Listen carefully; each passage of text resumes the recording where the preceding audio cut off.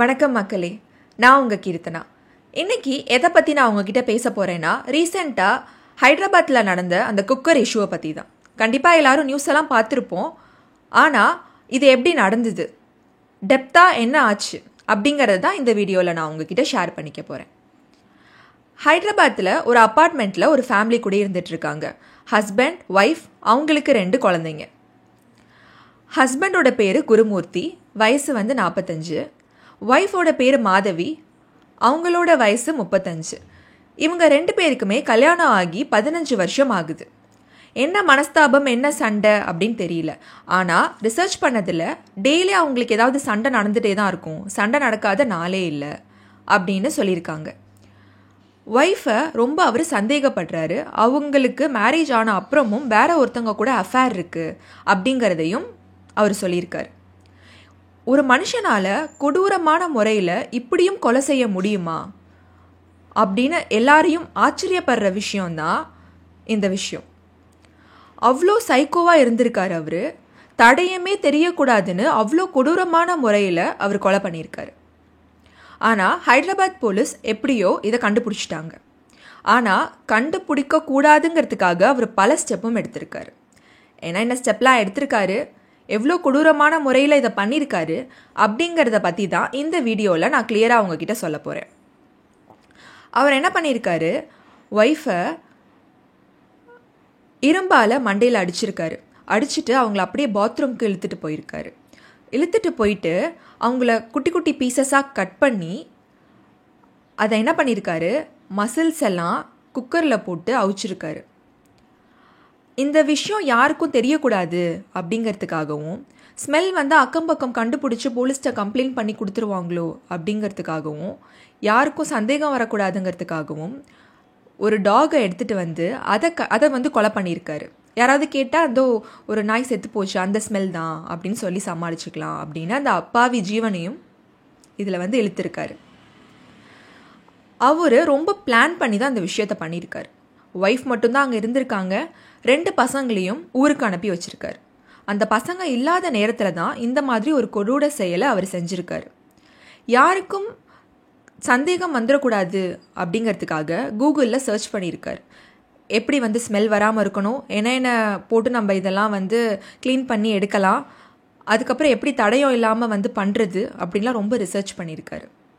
அதுக்கப்புறம் அவங்கள கட் பண்ணி அதை அவிச்சு அம்மியில் போட்டு அரைச்சி மிக்சியில் போட்டு அரைச்சி அதை அப்படியே மீனுக்கெலாம் சாப்பாடு போட்டிருக்காங்க அப்படிங்கிற மாதிரி நியூஸ் வந்தது. கேட்கவே ரொம்ப ஆக்ரோஷமாக இருக்குது. படத்தில் கூட இந்த மாதிரி சீன்ஸ்லாம் கண்டிப்பாக எடுக்க மாட்டாங்க. ஆனால் 15 வருஷம் கூட வாழ்ந்த மனைவியை எப்படி இவருக்கு செய்ய மனசு வந்துச்சு அப்படின்னு தெரியல. என்னதான் சண்டை இருந்தாலும் பிரச்சனை இருந்தாலும் பேசி தீர்த்துருக்கலாம். பேச முடியாத சண்டை, மன கஷ்டம், பிரச்சனைனா விட்டுட்டு கூட போயிருக்கலாம், இல்லை டிவோர்ஸ் கூட பண்ணியிருக்கலாம். அப்படி இருக்கிறப்ப இவ யார் கூடயுமே வாழக்கூடாது, இவ உலகத்திலே இல்லாமல் போயிடணும், அதுவும் இவளோட மரணம் ரொம்ப கஷ்டத்தை கொடுக்குற அளவுக்கு இவங்க மரணம் இருக்கணும் அப்படின்னு ரொம்ப சைக்கோவாக பிஹேவ் பண்ணி அந்த மாதிரி முடிவை அவர் எடுத்திருக்காரு. அவங்கள கொடூரமான முறையில் அந்த மாதிரி பண்ணியிருக்காரு. இது நம்ம கேட்கவே நம்மளுக்கு இவ்வளோ கஷ்டமாக இருக்கே. அவர் அந்த இடத்துல பண்ணியிருக்காரு. அப்போ ஒரு செகண்ட் கூட அவங்க கூட வாழ்ந்ததோ இல்லை நம்மளுக்கு அவங்க கையால் எத்தனையோ நாள் சாப்பிட்ருப்பாங்க, ஆக்கி போட்டிருப்பாங்க, 2 பிள்ளைங்க இருக்குது, அதை பற்றி கூட அவர் எதுவுமே நினச்சி பார்க்கல.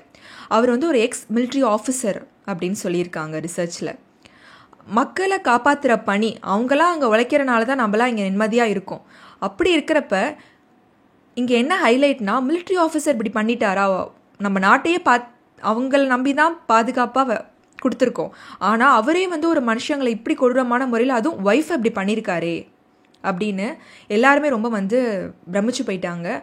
யாராலையுமே இதை நம்பவே முடியல. ஆனால் அவர் என்ன பண்ணியிருக்காருன்னா, போலீஸ்க்கு அந்த டவுட் வரக்கூடாதுன்னு அவங்க அம்மா அப்பா தேட ஆரம்பிச்சிடுவாங்க இல்லையா. ஏன்னா ரொம்ப நாளாக பொண்ணுக்கிட்ட ஃபோனை காணோம், பொண்ணு என்ன பண்ணுறானே தெரியல. ஸோ அவங்க அம்மா அப்பா வந்துட்டாங்க. அப்போ இவர் என்ன பண்ணியிருக்காரு, இவரும் சேர்ந்து போலீஸ்கிட்ட போயிருக்காரு கம்ப்ளைண்ட் கொடுக்கறதுக்கு. அப்போ இவர் என்ன சொல்லியிருக்காருன்னா, ஃபோன் ஒய்ஃப் எடுத்துகிட்டு போயிட்டாங்க, யார் கூடயோ ஓடி போயிட்டாங்கங்கிற மாதிரி சொல்லியிருக்காரு. கடைசியில் பார்த்தா ஒய்ஃப் வெளியவே போல உள்ளுக்குள்ளேயே தான் இருந்திருக்காங்க. சிசிடிவி கேமராவில் எல்லாமே பார்த்துட்டாங்க. ஒய்ஃப் உள்ளே போன மாதிரி வந்திருக்கு, ஆனால் அதுக்கப்புறம் வெளியே வந்த மாதிரி எந்த ஒரு தடயமுமே இல்லை. அப்போ தான் போலீஸ்க்கு டவுட் வந்திருக்கு ஹஸ்பண்ட் மேலே. அப்போ அவங்க கண்டுபிடிக்க தான் நிறைய நியூஸ் கிடச்சிது. அதில் அவர் என்ன பண்ணியிருக்காரு, அந்த அரைச்சி அதில் பண்ணது எல்லாமே வந்து ஒரு லேக்கில் தூக்கி போட்டிருக்காரு. இவ்வளோ ப்ரீ பிளான்டாக முன்னாடியே அந்த குழந்தைங்களாம் அனுப்பி வச்சு கொல்லணும்னு பிளான் பண்ணி தடயமும் இருக்கக்கூடாதுன்னு நிறைய சர்ச் பண்ணி ரொம்ப கொடூரமான முறையில் இந்த விஷயத்த பண்ணியிருக்காரு. ஹஸ்பண்ட் அண்ட் ஒய்ஃப் எல்லாருக்குமே மிஸ் அண்டர்ஸ்டாண்டிங் வர்றது வந்து சகஜம்தான், எல்லாரும் சண்டை போட்டிருக்கிறது சகஜம்தான். ஆனால் அதை தாண்டி பிடிக்காட்டி அவங்க கிட்டேருந்து விலகி இருக்கலாம், இல்லைனா அவங்களுக்கு வேறு ஏதாவது தண்டனை கூட கொடுத்துருக்கலாம். மரணம்ங்கிறது ஒரு தண்டனை கிடையாது. யாரோட உயிரையும் எடுக்கிறது நம்மளோட உரிமை கிடையாது. எப்படி வந்து யாரையும் நம்மளால் படைக்க முடியாதோ அதே மாதிரி கடவுளுக்கு தான் அது சொந்தம். கடவுள் தான் படைக்கவும் முடியும், உயிரை எடுக்கவும் முடியும். நம்மளுக்கு அதில் எந்த ஒரு இதுவுமே கிடையாது. அப்படி இருக்கிறப்ப ஒய்ஃபே கொடூரமான முறையில் அவர் இப்படி பண்ணியிருக்காரு. இந்த நிலைமை வேறு யாருக்குமே வரக்கூடாது. கொலை பண்ணுறது தீர்வும் கிடையாது. இப்போல்லாம் நிறைய வந்து கொலை கேஸ்லாம் இன்க்ரீஸ் ஆகிட்டே வருது. கண்டிப்பாக இதுக்கெலாம் ஒரு முற்றுப்புள்ளி வேணும். இவருக்கு வந்து ரொம்ப சிவியரான ஆக்ஷன் வந்து ஹைதராபாத் கவர்மெண்ட் வந்து எடுக்கணும். யாருமே இந்த தப்பை பண்ணக்கூடாது. திரும்ப யாராவது இந்த மாதிரி தப்பு பண்ணணும், கொலை பண்ணணும்னு நினச்சா அவங்களுக்கு பனிஷ்மெண்ட் ஹெவியாக இருக்கணும். அதை பார்த்து யாருக்குமே அந்த தாட்டே வரக்கூடாது. அப்படிங்கிற மாதிரி ஒரு ஸ்டெப் எடுக்கணும். தேங்க்யூ ஃபார் வாட்சிங் மை வீடியோ. தேங்க்யூ.